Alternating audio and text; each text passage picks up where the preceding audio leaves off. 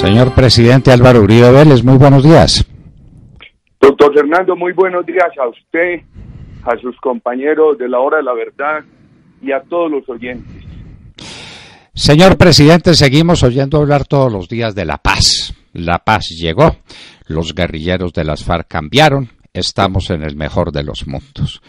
Y hace muy pocos días asesinaron a una líder comunitaria en Tumaco y es la número 68 en una estadística que desde luego se puede quedar muy corta de los asesinados, todos asesinados en regiones cocaleras, porque la coca creció de 45.000 hectáreas a más de 250.000 según informes no confirmados, pero que se confirmarán en breve de la Secretaría de Estado de los Estados Unidos. Usted recorre el país, usted lo conoce como nadie. ¿Qué significa para todo, para la economía, para el orden moral, para la paz de los colombianos, haber multiplicado por 6 el área sembrada de coca y la producción de clorhidrato de cocaína, presidente? Doctor Fernando, mire, eso tiene varias implicaciones. Vamos a dejar a un lado las legales. Eso va de la mano con el crecimiento de la drogadicción en el país. En este recorrido que nosotros venimos haciendo por los departamentos, por las principales ciudades, Centro Democrático, lo que hace que empezó estos foros, lleva 30 a 31 foros. La queja de todos los ciudadanos se llama drogadicción, la gran amenaza a la familia colombiana. Ese gobierno no ha querido reglamentar el acto legislativo de 2009 del gobierno nuestro, que prohíbe la dosis personal. Entonces ahí tenemos el primer daño. Esta indulgencia del gobierno, este patrocinio del gobierno a la expansión de la coca, se expresa en un problema muy grave de drogadicción. Se habla que en Bogotá ya hay 380.000 jóvenes con problema de droga. Segundo tema, el tema del control territorial. FARC, ELN, bandas criminales, todos los que están apoderados de esas zonas de narcotráfico, ejercen un control territorial, son autoridad allí. Tercer problema, eso desplaza al Estado de Derecho y hay del que los desafíe, porque dicen no, que en unas partes se han disminuido los asesinatos porque ellos ejercen control territorial.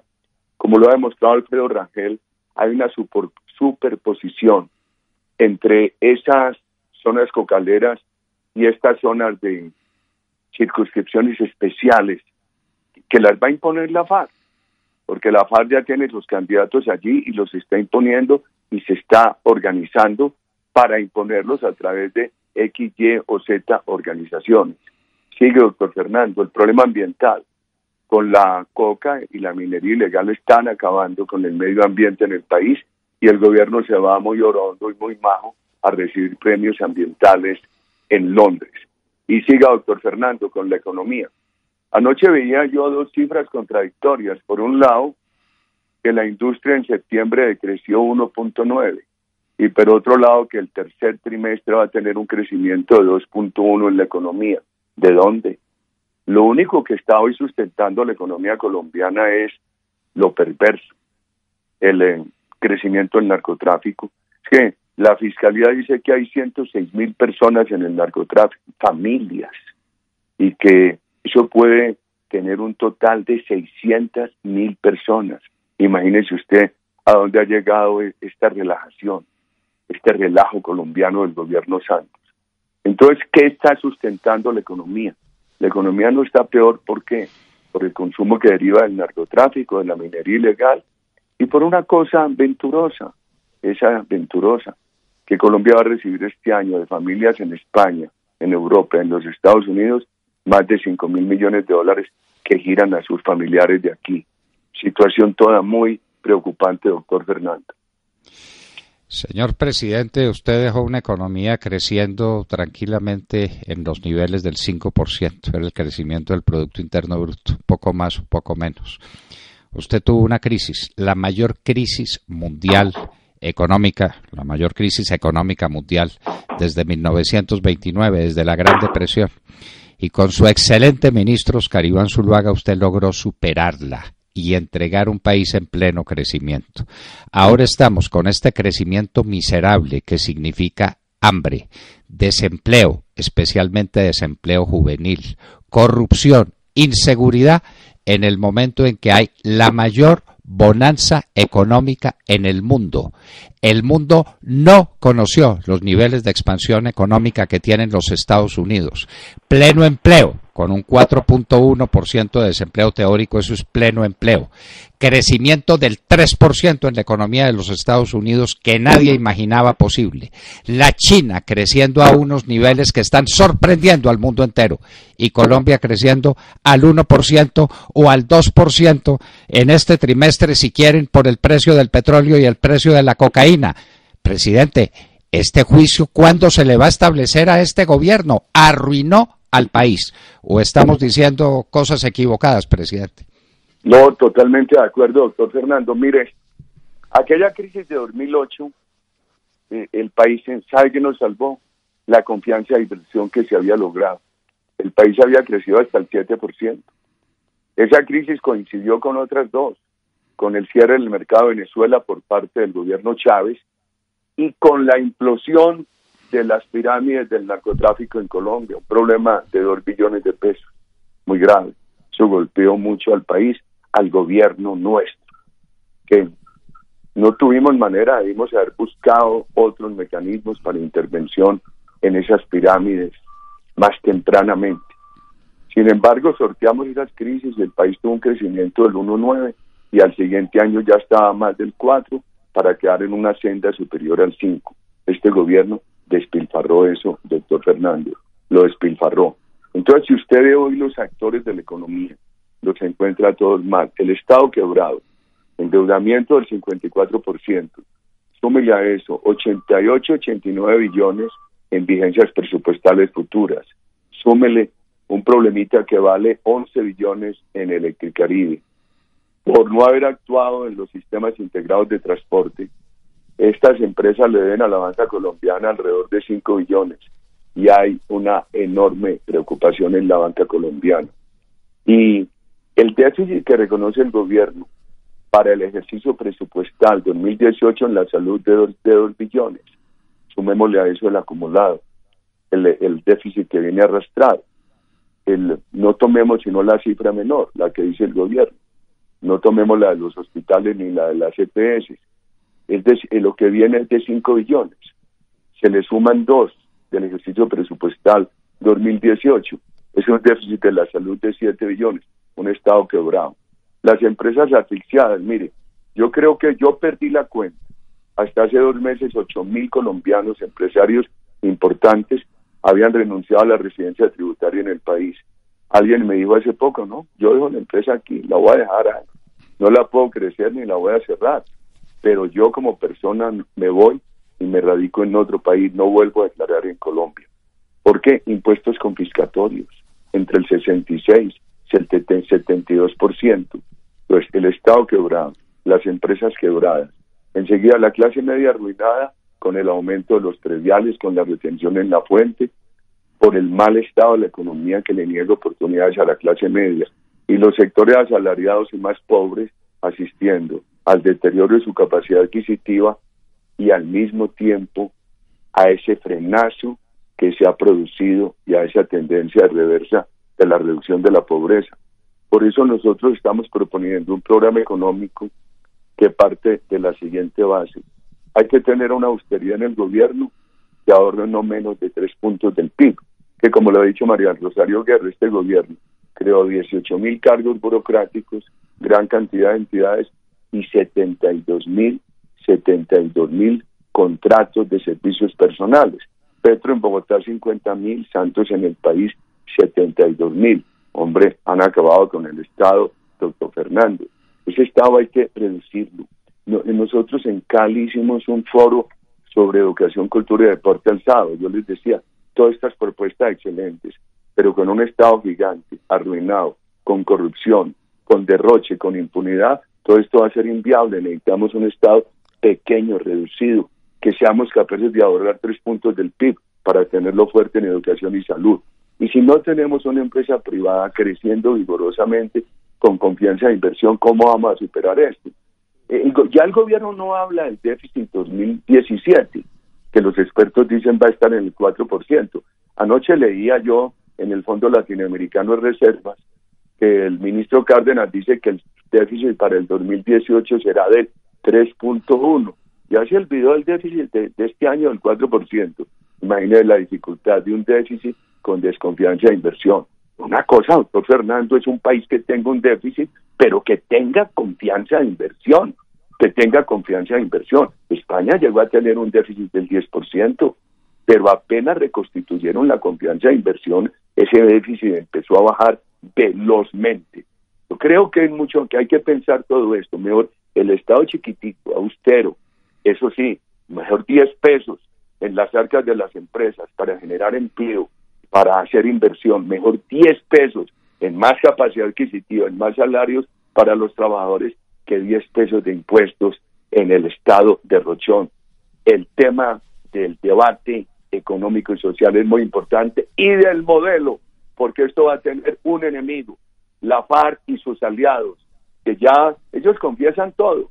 Aquí lo más grave es que la FARC son declarados, los otros son solapados. La FARC en su declaración ya dio el otro paso, que es instalarse políticamente en Venezuela. Entonces aquí no solamente va a estar la discusión, cuánto se bajan los impuestos, cuánto se baja el gasto del Estado, sino el modelo. Un modelo que quiere acabar la empresa privada, tener un Estado gigante, tener una empresa privada apenas chiquitica, insuficiente, o un modelo como el que nosotros pensamos, el Estado pequeño, un gran vigor de empresa privada, una gran equidad social, una gran expansión de la clase media, un mejoramiento sustancial de los ingresos y de calidad de vida de los sectores pobres. Queremos, señor presidente, con todo respeto, que usted haga referencia más explícita a dos temas esenciales. Hay un libro famoso que ganó grande fama, que están diciendo que es la continuidad de la nueva riqueza de las naciones de Adam Smith. ¿Por qué fracasan los países? Y causa fundamental del fracaso de los países es porque destruyen la propiedad privada. País que destruye la propiedad privada es país empobrecido. Y aquí se está destruyendo la propiedad privada de dos maneras. Por una parte, quitándole a la industria lo que a la industria le pertenece. Usted viene del lugar más industrioso de Colombia. Cada antioqueño es un industrial en potencia. Presidente, a esos pequeños, medianos industriales que pululan en Antioquia, como en el Valle del Cauca, como en Risaralda, como en todas partes, los arruinaron. Los arruinaron con el contrabando, que es el resultado del trabajo de las FARC. Y por otra parte, como amenaza a la propiedad privada, viene una expropiación de 3 millones de hectáreas para darle gusto a las FARC y para crear una economía agraria de minifundio. Presidente, cuando el porvenir del país está en el campo, pero en grandes empresas que ojalá le pertenezcan a un número muy grande de ciudadanos que estén involucrados, que estén comprometidos dentro de ese proceso. Presidente, su visión sobre la ruina de la industria que viene de la mano de la cartera bancaria. Hoy mire las cifras que hay de la cartera bancaria en mora. Presidente, esto no es una luz amarilla, esto es una luz roja puesta sobre la economía colombiana y los atentados contra la propiedad privada en Colombia. Su parecer, presidente. Cartera bancaria, industria, el tema del agro, doctor Fernando. Ayer llamé yo a un gerente de banco y le dije, me preocupa mucho lo siguiente. La cartera bancaria todavía, la cartera en mora parece moderada, representa el 4.1, el 4.3 de la cartera total. Lo peligroso es la tendencia, porque eso hace muy poco estaba en el 3 y ha habido meses de crecer al 28% la cartera en mora. O sea que el país no se puede resignar por la fotografía de hoy. Hay que mirar una cosa muy delicada que es la tendencia. Y ese problema, por ejemplo, de los sistemas de transporte masivo, etcétera. Y uno no sabe, a medida que aumenten estas cifras de desempleo, qué va a pasar con cartera hipotecaria y otras carteras. Ahora, la más afectada hasta ahora ha sido la cartera de consumo. ¿Y cuáles son los hechos para que los ciudadanos se puedan poner al día en la cartera? Uno no ve los hechos económicos, doctor Fernando. Segundo, la industria. Hombre, una empresa grandotota que gana billones de pesos puede resistir unos años pagando el 66-72%, pero termina aburrida, se va para otros países, como ha ocurrido con muchas aquí, que en lugar de crecer en Colombia se están yendo para otros países. Una empresa mediana o pequeña con estas tarifas no puede sobrevivir. Así al principio le den unos incentivos tributarios. Apenas tenga que llegar a la realidad y enfrentarse a pagar esas tasas, no puede sobrevivir. O sea que aquí hoy no hay condiciones para que florezca la industria. Y no hablemos de mi ciudad, donde uno ve una gran ruina de confeccionistas, de productores de zapatos, de textileros. Hace 15 días nosotros estuvimos en Cúcuta, da grima. Nos reunimos con los textileros, los confeccionistas, los productores de calzado, los abarroteros. Hombre, doctor Fernando, eso da grima, el pueblo colombiano, porque es un pueblo muy capaz y luchador. Me dijo un abarrotero, no, mire, yo estaba empacando aquí este maíz, este frijol y este arroz, esperando que venga alguien de Venezuela, yo no sé por dónde se lo lleva, y me lo tiene que pagar en efectivo, si no, no se lo puedo vender. Y todas las actividades económicas paralizadas, y la gente arruinada, con otro problema, doctor Fernando, usted lo ha mencionado, el contrabando. Pero un país con esta producción de coca, financiando el contrabando, ¿para dónde vamos? Yo creo que el contrabando hay que enfrentarlo militarmente. El próximo gobierno, ojalá el Centro Democrático tenga esa oportunidad para enfrentar militarmente el contrabando. Y el problema agrícola. Miren, Chávez acabó con la agricultura y la industria con expropiaciones. Aquí han acabado con la industria, con impuestos, con regulaciones, con persecución a través de superintendencias, y están acabando con el contrabando, con la industria. Con la agricultura, con esta amenaza, lo mismo, y con esta amenaza que se cierne ahora, que deriva del acuerdo con FARC. El Centro Democrático tiene que ser categórico. Lo hemos sido en los foros, decirle a los colombianos y a los oyentes de la hora de la verdad que acompañan el Centro Democrático, yo les pido comedidamente que difundan esto. El Centro Democrático no le quitará 1 milímetro de tierra a un colombiano honorable. Eso tiene que quedar muy claro. Ahora, que alguien quiera vender una tierra, eso es otra cosa. Pero irle a quitar una tierra a un colombiano honorable, el Centro Democrático no puede permitir eso.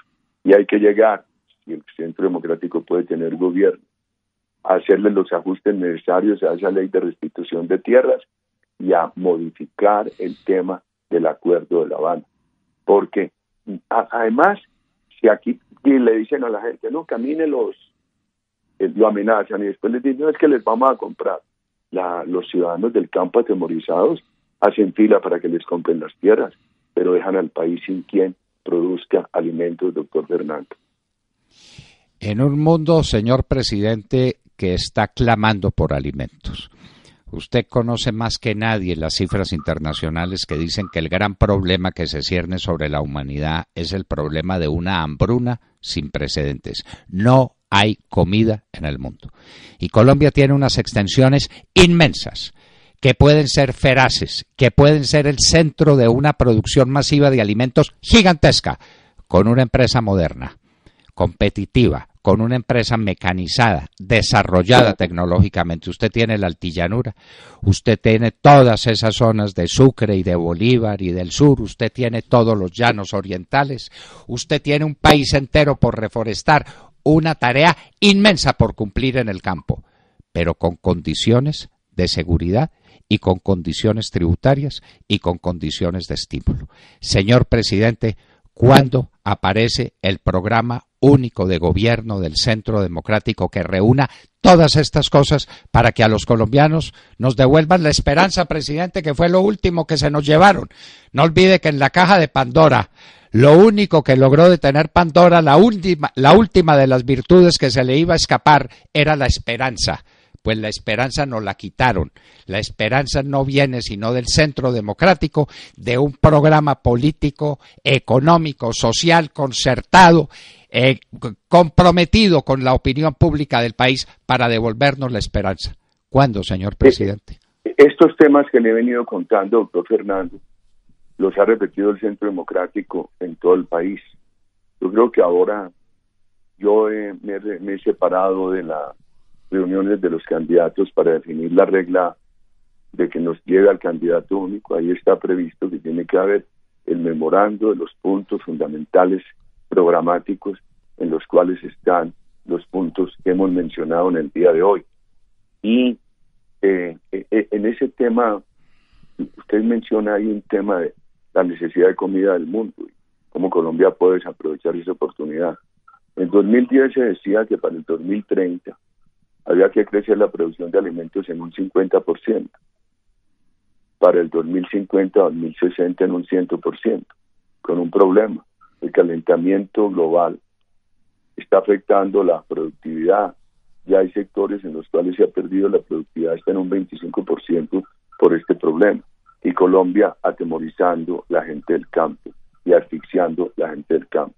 Este año le ocurrió al gobierno decir que Colombia siembra. Pusieron a todos los dueños de tierra en el Casanare, en el Meta, a sembrar arroz. Y enseguida no les ayudaron para que pudieran tener un precio equitativo. Se estima que el 30% de los productores de arroz del Casanare va a tener que salir de producir arroz porque su situación económica quedó tan deteriorada que no les permite sembrar la próxima cosecha. Un gobierno irresponsable, doctor Fernández. Y eso, entonces, en Cúcuta tiene esta referencia.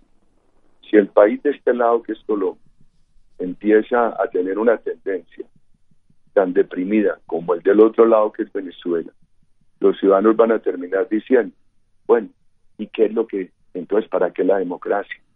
Y con esa tendencia de postración, con ese nivel de postración, de desespero, de preocupación de la ciudadanía, pueden elegir las peores opciones. Y cuando yo hablaba con los cucuteños hace 10 días, decía, por Dios, y el gobierno se sigue riendo de la denuncia nuestra de que aquí han sembrado un camino castrochavista. Para allá vamos, en la práctica, así lo niegan en la retórica. Por eso hay que enderezarlo. El Centro Democrático tiene un compromiso programático en las líneas que le he estado diciendo, se han repetido en todos los foros, por todos los candidatos, y confío que haya un memorando de esos puntos programáticos firmado en los próximos días por todos los candidatos.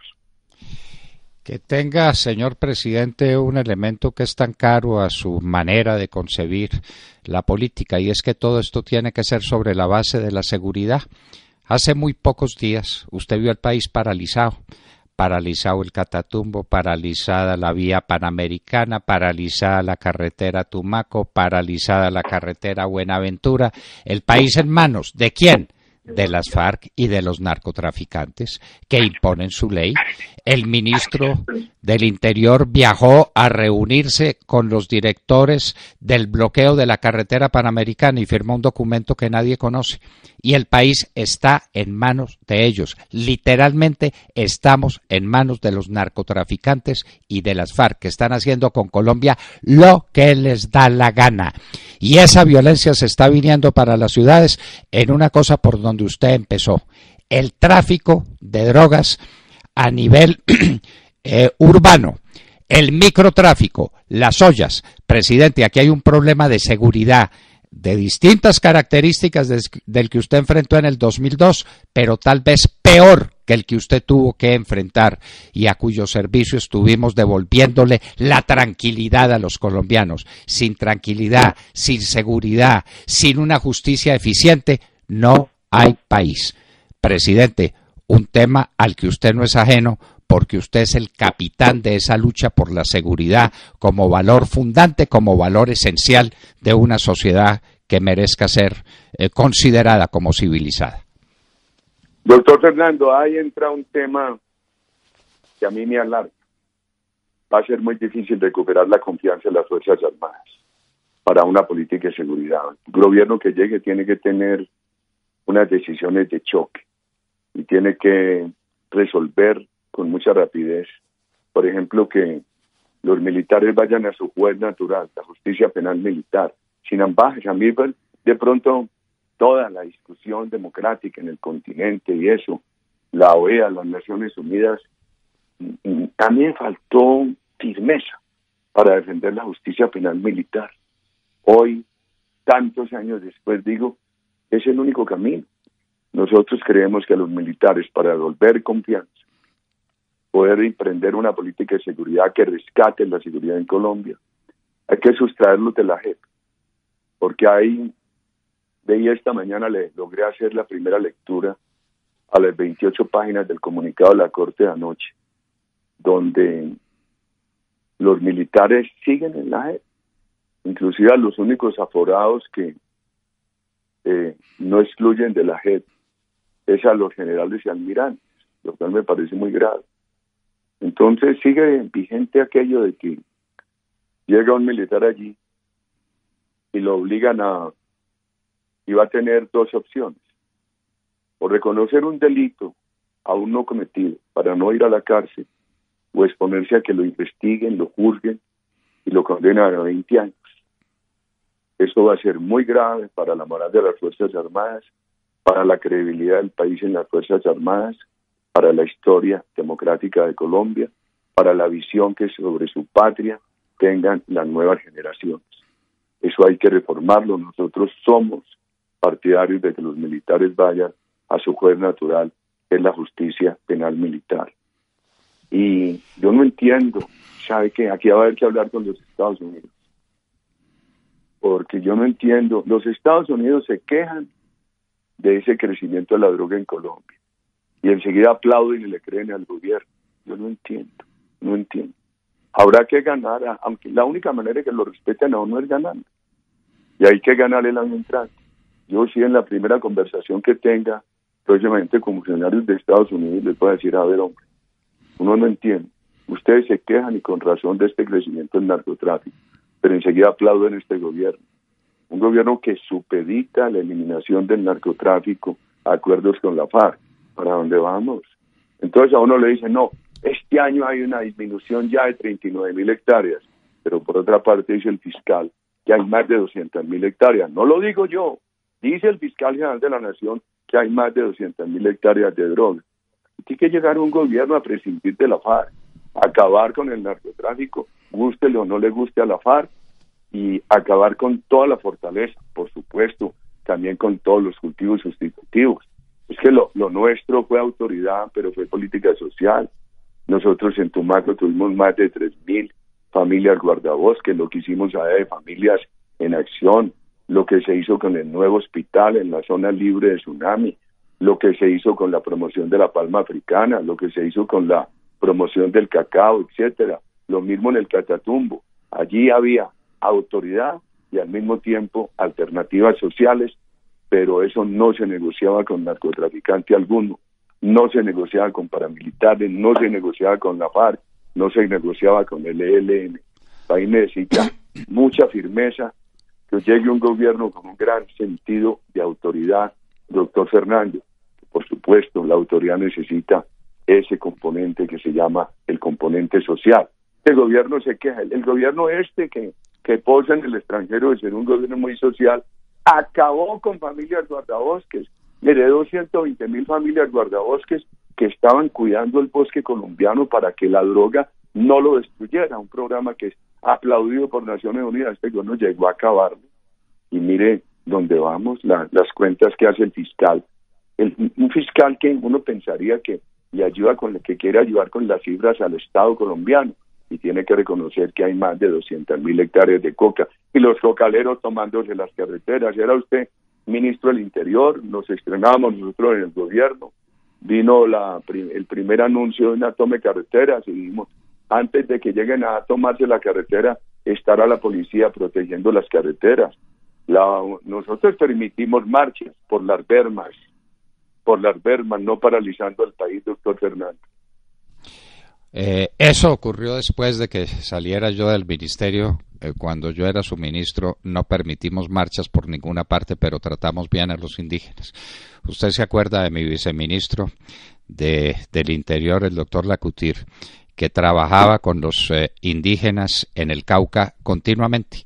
y llegaba a acuerdos con ellos y acuerdos que se cumplían y posiciones que se asumían, pero que al mismo tiempo implicaban programas sociales que se desarrollaban. Presidente, y un tema de una gravedad extraordinaria a propósito de esto. Los miembros de las FARC tienen vía libre para hacer política. Yo, presidente, ¿quién le está hablando? Yo no puedo hacer política. Yo tengo una sanción de 15 años impuesta por Maya Villazón, porque pedí que se cumpliera una sentencia del Consejo de Estado y porque me parecieron como muy altos los intereses moratorios que el Estado pagaba de 44.5% en intereses en dólares de los Estados Unidos. Y estoy inhabilitado, pero Timochenko está habilitado. Márquez, con 800 años de condenas de cárcel, está habilitado, pero Luis Alfredo Ramos no puede hacer política.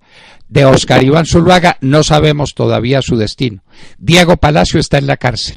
Sabas Pretel está en la cárcel. Bernardo Moreno o está en la cárcel o acaba de salir de la cárcel. Alberto Velázquez está en la misma condición. Pero los de las FARC están libres para hacer política, pueden hacer lo que les da la gana, son los dueños de Colombia. ¿Quién entiende este contrasentido, presidente? ¿Y cuándo vamos a hacer justicia, pero justicia de verdad? Y mire la Comisión de la Verdad. Y mire los magistrados de la Corte de la JEP, y mire, doctor Fernando, a mí, ¿en qué va a quedar la participación en política de estos tipos de la FARC? En lo que el gobierno Santos acordó inicialmente, nada la restringe. Leyendo el comunicado de la Corte, lo que yo entiendo es que les basta con presentarse a la JEP. O sea que el señor Timochenko ahora puede presentarse como candidato. Simplemente firma un acta que esté en el acuerdo de que al ir a la JEP. ¿Y qué le impondrá a la JEP? Le impondrá una sanción risible, que una restricción de residencia, una restricción de movilidad, pero compatible con el ejercicio de la política. Es una sanción inaplicable, una sanción risible, una sanción ilegal, un mal ejemplo para el país. Un país que sigue creciendo el narcotráfico, extorsionando, asesinando y secuestrando. Ayer un grupo de hombres armados, ya no hay sino FARC y ELN, hoy secuestró a un señor en Florencia, en el departamento del Cauca. Y eso sigue todos los días, doctor Fernando. Eso sigue todos los días, señor presidente, pero el presidente de la Comisión de la Verdad, el padre de Ru, que es o parece miembro activo de las FARC, dijo esto en un artículo publicado profusamente. El día del acuerdo las FARC cambiaron radicalmente. No podemos perder de vista lo ganado.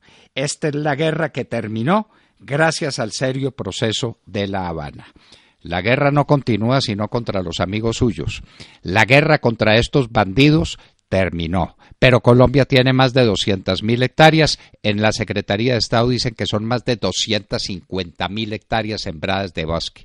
El contrabando rampante, la extorsión en plena marcha, las ollas del microtráfico se comieron la juventud colombiana, presidente. ¿Quién nos va a devolver a nuestros jóvenes? ¿Usted se da cuenta del daño que nos están causando, quitándonos la juventud, narcotizándola?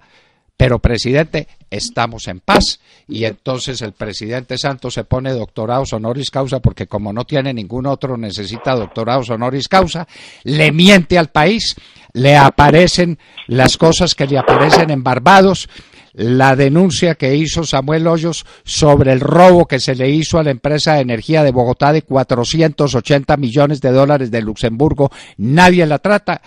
Caprecom arruinado, Saludcop arruinado, a Isagen se la robaron. Presidente, esto es una situación apocalíptica, esto no es una exageración.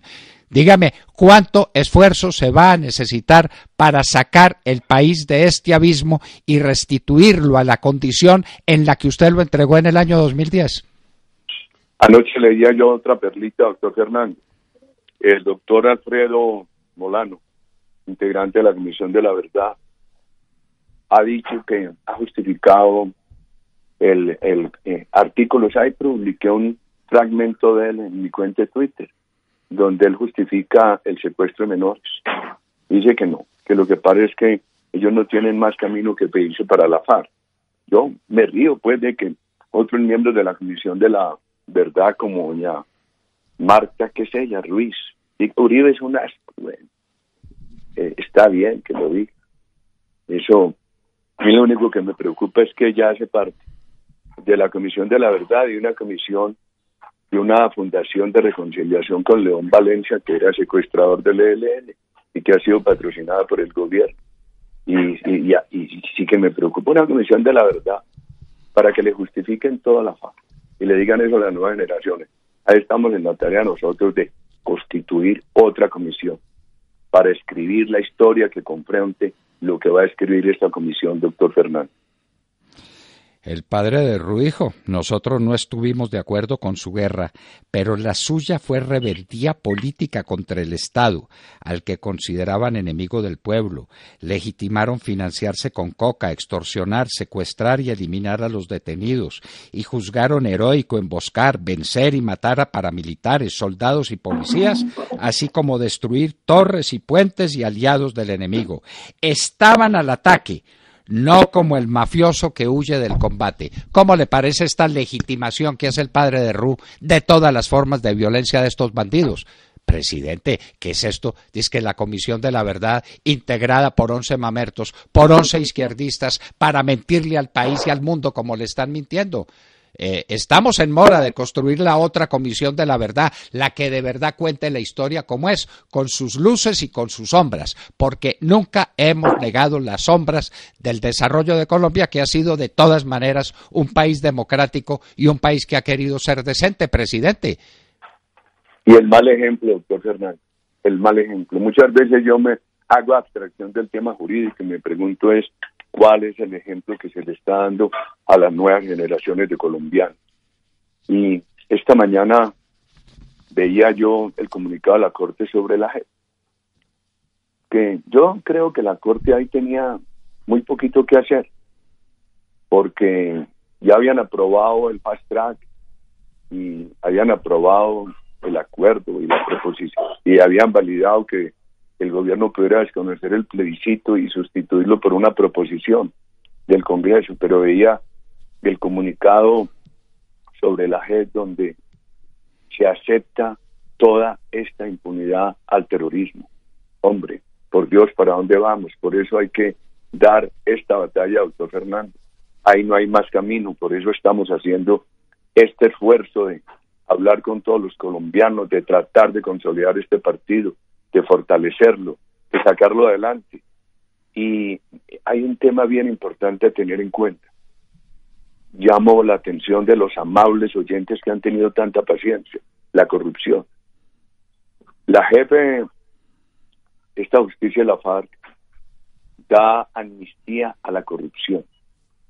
Que dé o no amnistía a lo mismo, porque a los delitos que no les dan amnistía les pone una pena simbólica, risible, inaplicable, ya nos referimos a ello. Pero la corrupción, por ejemplo, lo que ha hecho la FARC, que lo hicieron los paramilitares, en el caso de ellos sí fue sancionado, que es extorsionar alcaldes, gobernadores, exigir participación en contratos del Estado, etcétera, etcétera. En el caso de la FARC lo entienden como fuente de financiación de la rebelión. Por ende lo consideran delito conexo con el político. Todas las destrucciones de sedes del Banco Agrario, los saqueos al Banco Agrario, etcétera, delito amnistiable. Entonces, en un país fatigado con la corrupción, el ejemplo que le da el gobierno es convertir en amnistiables todos los delitos de corrupción de la FARC contra el patrimonio público. Eso está en la JEP. Entonces, y ahora, mire, nos dijeron en el plebiscito que decíamos mentiras. Y ahora Santos, cogido en todas sus mentiras, sale a decir que no, que fue que la opinión pública lo obligó a decir eso. ¿Cómo le parece? ¿Cómo le parece? Yo no sé, hombre. Y Colombia tener que aguantar un gobierno así. Uno le va perdiendo, se va descorazonando. Yo veía lo del el Paradise Papers. El organizador del Paradise Papers en Colombia sigue siendo columnista del periódico El Tiempo. Yo creo que el doctor Luis Carlos Sarmiento, dueño del Tiempo, debería pensar eso. Entonces, cualquier corrupto puede escribir en El Tiempo y lo único que necesita es acreditar su condición de defensor del gobierno de Santos. Y le cuento otra cosa: está probado que Yo le preguntaba mucho a Santos públicamente que cuente sus reuniones con Odebrecht para gestionar los dineros de la campaña de 2014. Guarda, se queda calladito.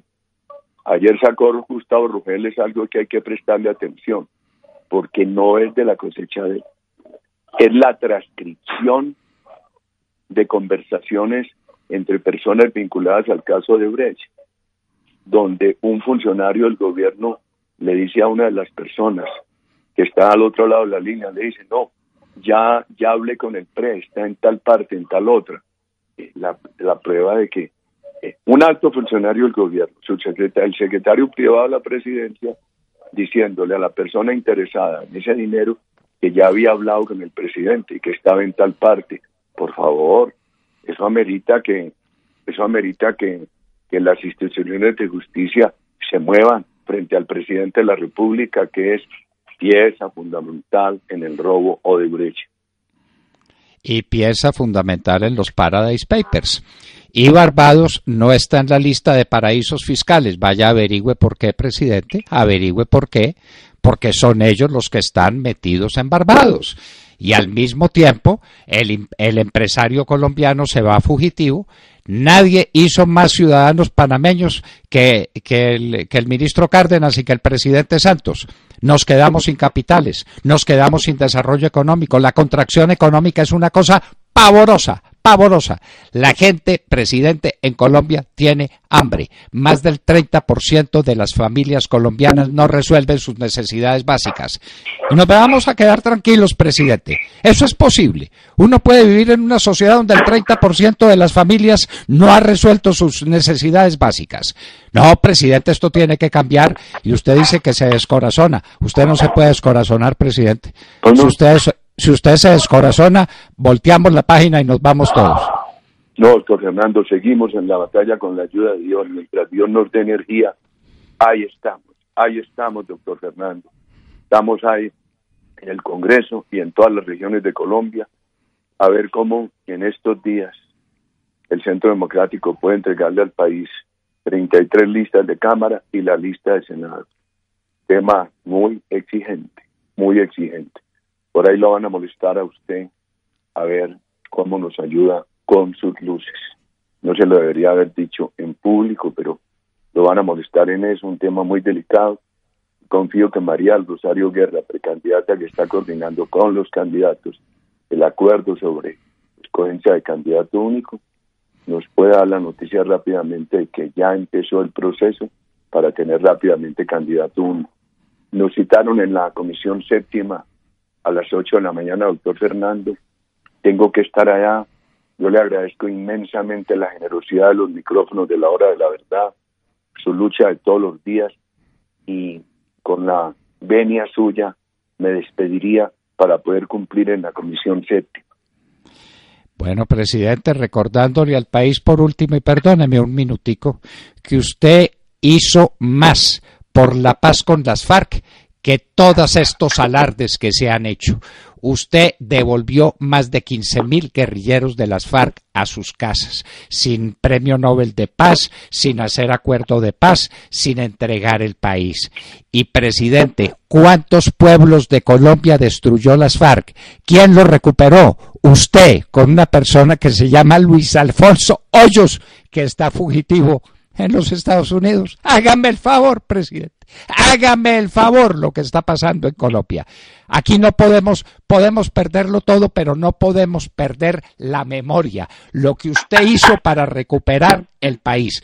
Presidente, váyase para su comisión, pero que el país no olvide estas cosas que usted hizo y las iniquidades que se están cometiendo contra la gente que le sirvió a Colombia, contra un coronel Mejía Gutiérrez, Luis Alfonso Hoyos, Andrés Felipe Arias, y siga la lista, presidente. Esto no puede seguir siendo así. Esto tiene que cambiar y estamos listos para la batalla y usted es el jefe. No se le olvide, y yo sé que usted no olvida eso. Un minuto, presidente. Doctor Fernando, muchas gracias a usted, a sus compañeros de la hora de la verdad, a todos los oyentes.